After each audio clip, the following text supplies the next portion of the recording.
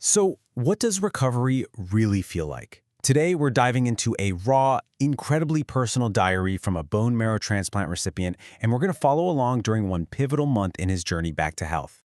Our story starts on November 1st, 2024. For him, it's day 273 since the transplant. And right there, that one sentence, it just perfectly captures the central conflict he's dealing with. There's this huge gap between his body, which is healing, and his mind, which just can't seem to find any peace. So, let's get into it. He's 9 months out from the transplant, and on paper, things are looking pretty good. But for him, the whole experience of recovery feels, well, totally perplexing and kind of surreal.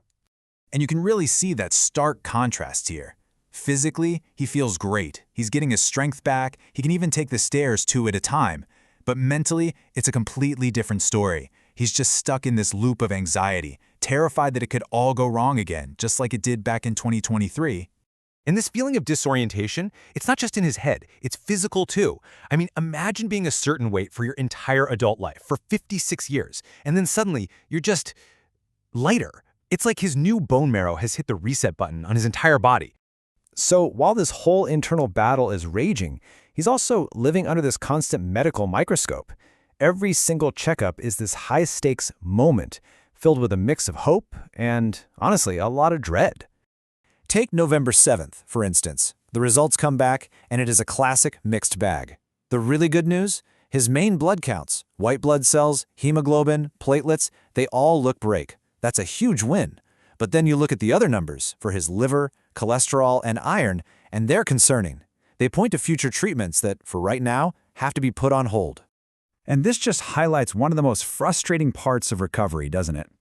You fix one enormous, life-threatening problem, but the treatment itself can create this whole cascade of new issues that all need to be managed very, very carefully. In the middle of all this uncertainty, there's this one date on the calendar that's just looming large, November 21st. That day will mark 275 days since he walked out of the hospital. Why does that matter? Well, it's one day longer than his last remission. And even after he crosses that milestone, you can just feel the conflict in this quote. Sure, there's some relief, but it's immediately undercut by these ongoing health worries. And at the same time, there's this deep feeling of gratitude for the incredible medical care he's getting.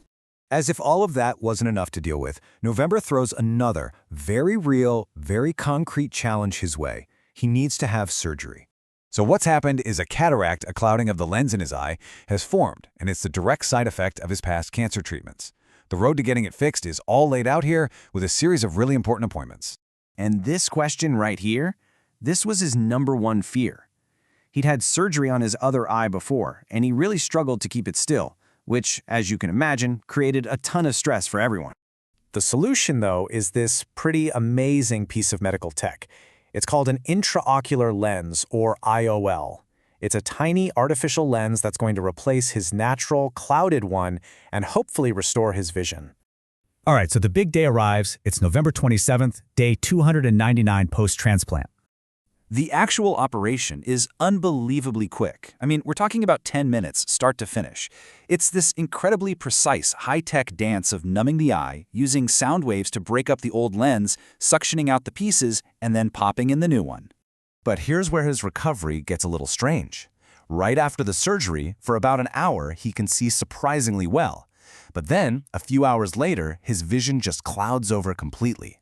Now, it turns out this is totally normal, but you can imagine how disconcerting that would be. And the surgery might be over, but the recovery is a whole other ballgame. For an entire month, he has to be so careful. He's got this strict set of rules to follow to make sure he doesn't accidentally bump or put any pressure on his eye.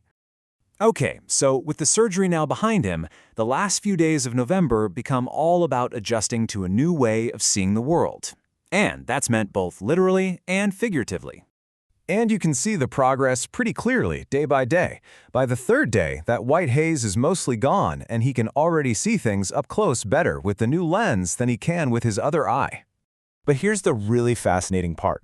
A full recovery isn't just about the eye itself healing. The real work is actually happening in his brain. It has to completely rewire itself to learn how to process and interpret the world through this new advanced lens.